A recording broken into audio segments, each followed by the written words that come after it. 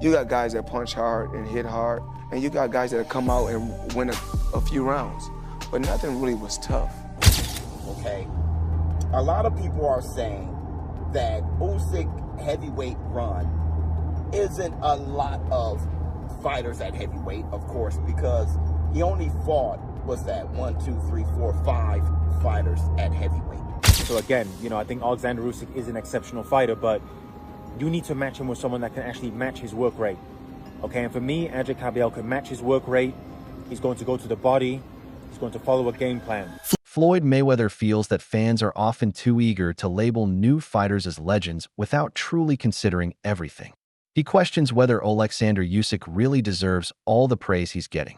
As always, Floyd doesn't shy away from reminding the world that he's the greatest, saying no fighter before or after him, including Usyk, can compare. While many fans see Usyk as an all-time great, Floyd disagrees. He acknowledges Usyk's talent, but believes his own legacy is on a completely different level. Floyd points to his undefeated record, historic achievements across multiple weight divisions, and long-term dominance. According to him, the level of opponents Usyk faced doesn't match the caliber of fighters Floyd took on. In his view, Usyk is overrated and doesn't come close to him in terms of skill, legacy, or greatness. At the end of the day, I'll let you know. There's no fighter that will ever be better than me. There's no fighter that wasn't better than me before me or after me or when I'm long gone. I'm the best. Critics like Showbiz the Adult offer a strong counterpoint to the growing praise surrounding Oleksandr Usyk. While many consider Usyk an all-time great for his success in the heavyweight division, Showbiz questions whether his opponents were truly elite enough to justify that status. The core of the argument lies in the level of competition. If Usyk's victories came against fighters who weren't in their prime or lacked top-tier credentials, then those wins carry less weight.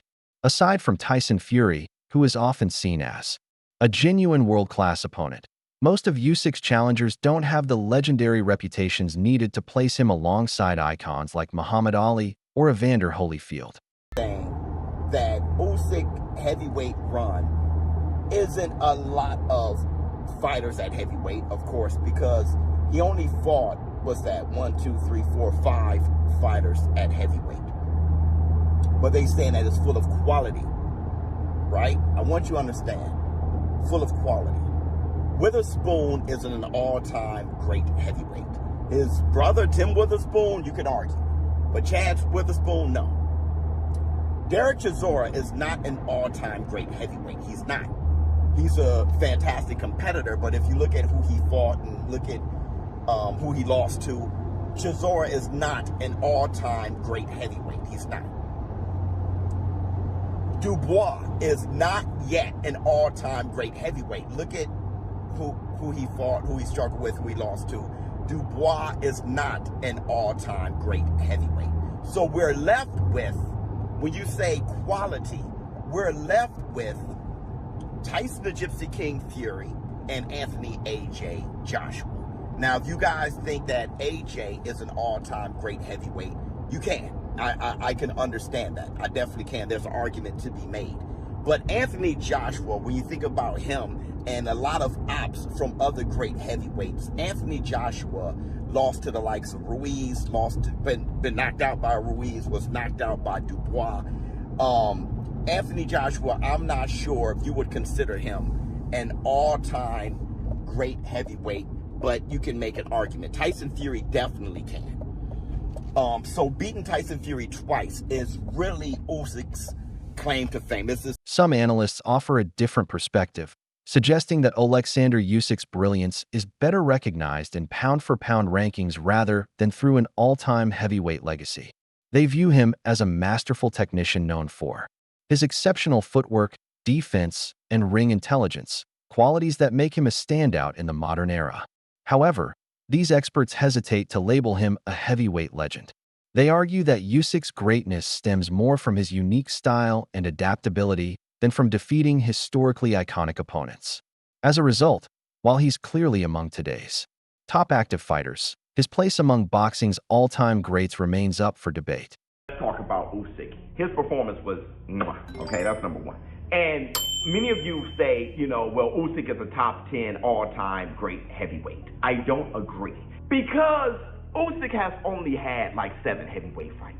It's very stacked within those 7 fights. But really, it's hard to put him past people who's had 30 plus, 40 plus fights and just had a career, a great all-time career at heavyweight. But what I can say is that Oleksandr Usyk is one of the greatest fighters, pound for pound, ever. And I put him on my Mount Rushmore today. So I don't have him as an all-time great heavyweight, but I do have him as an all-time great pound for pound fighter. And where do I put him there? Pretty damn high.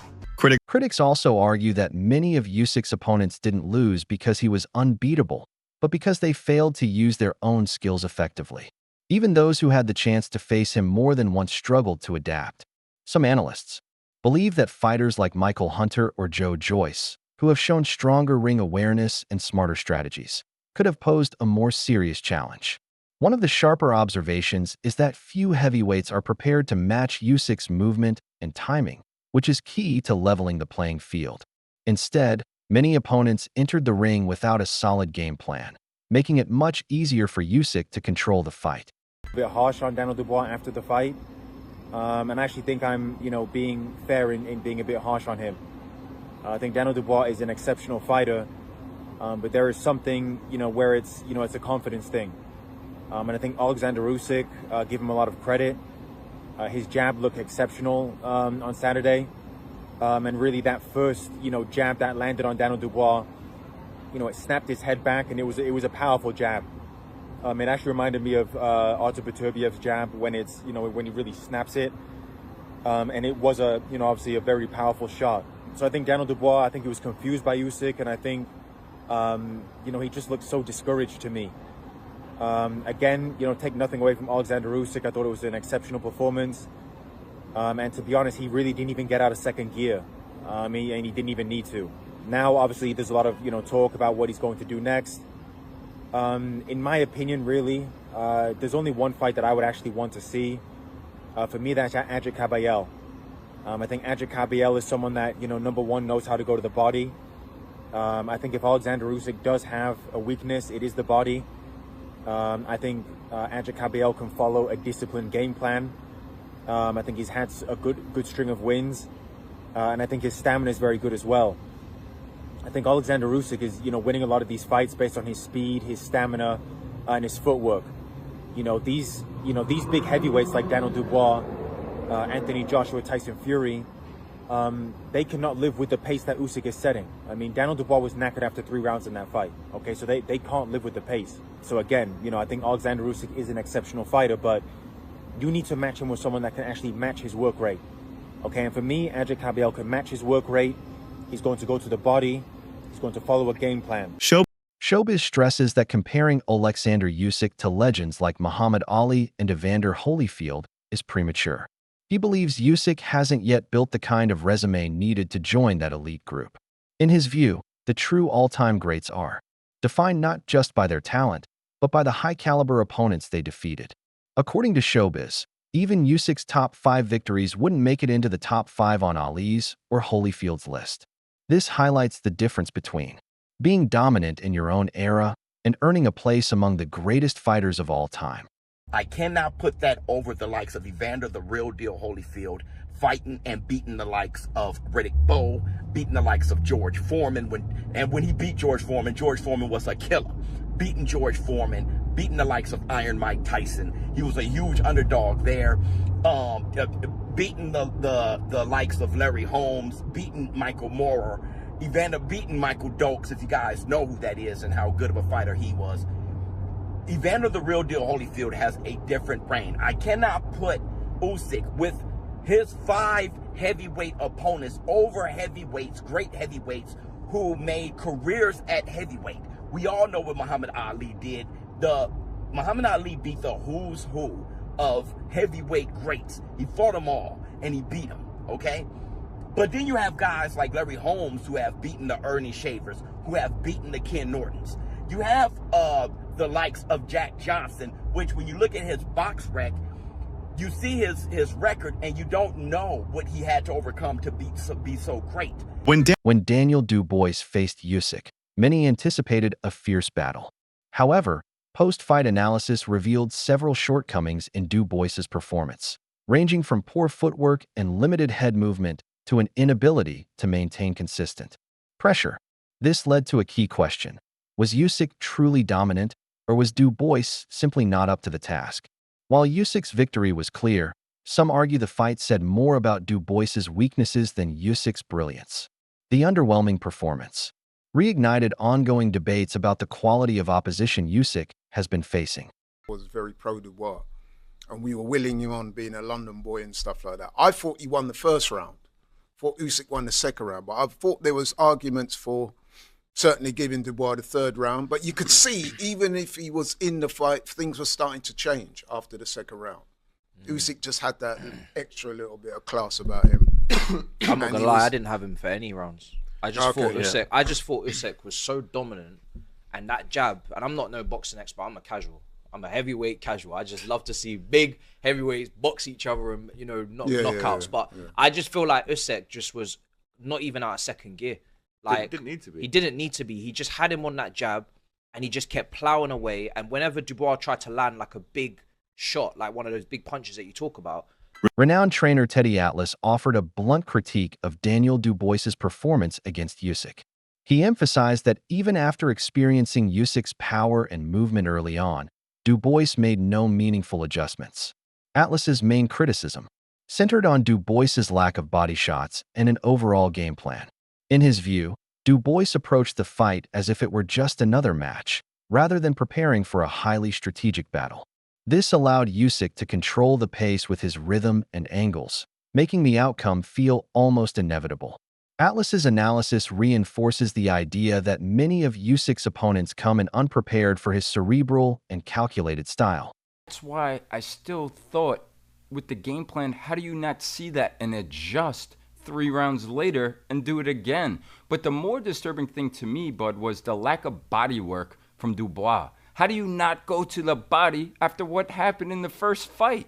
How do you not test that? He didn't throw one body shot maybe until the 3rd round, and maybe he threw a couple throughout the whole entire fight, or as long as it lasted into the 5th round. That was surprising to me, and I thought they dropped the ball big time with that as well.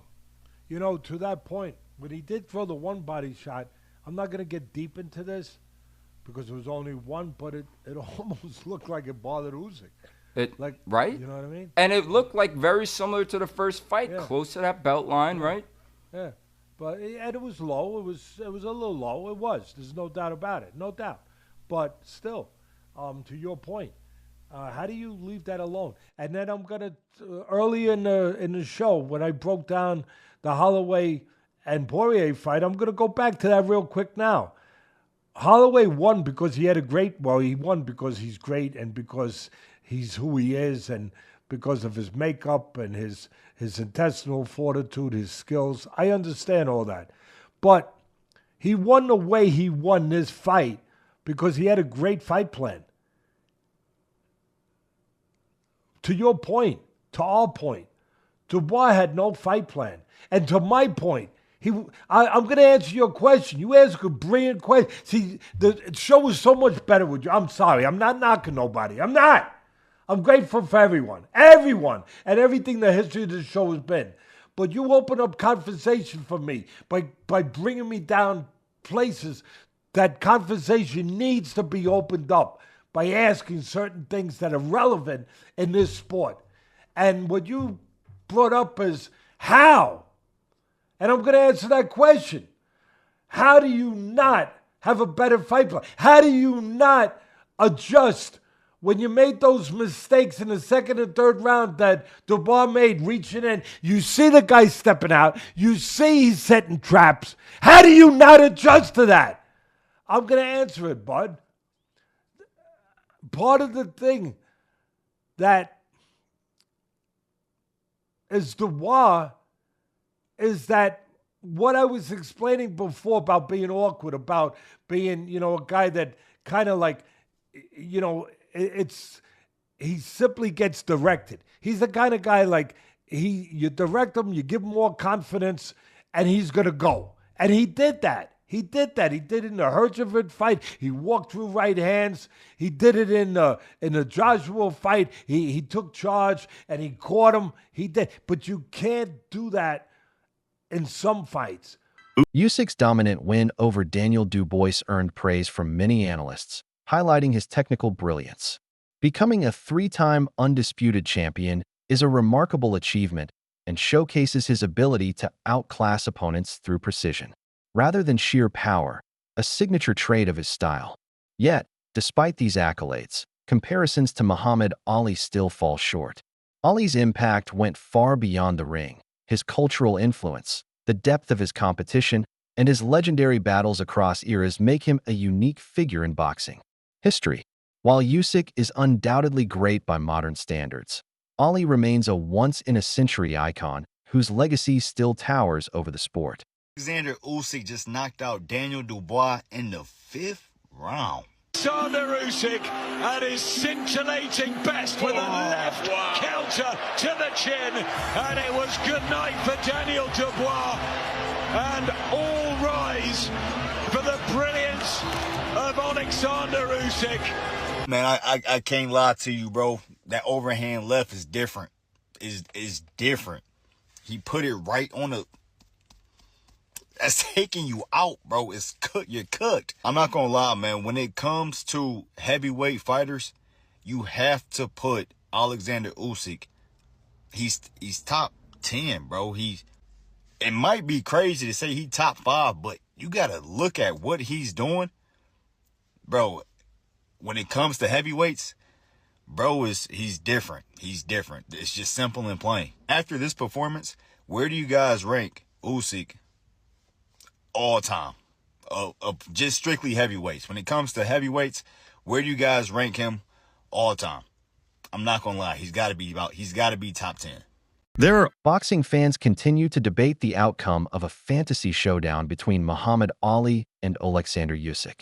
Surprisingly, a growing number believe that Usyk's slick southpaw style and technical finesse could pose serious problems for Ali. They point to his unorthodox angles, feints, and disciplined approach as tools that might even outsmart a prime Ali. Though still a minority opinion, it reflects the deep respect Usyk's ring IQ commands today.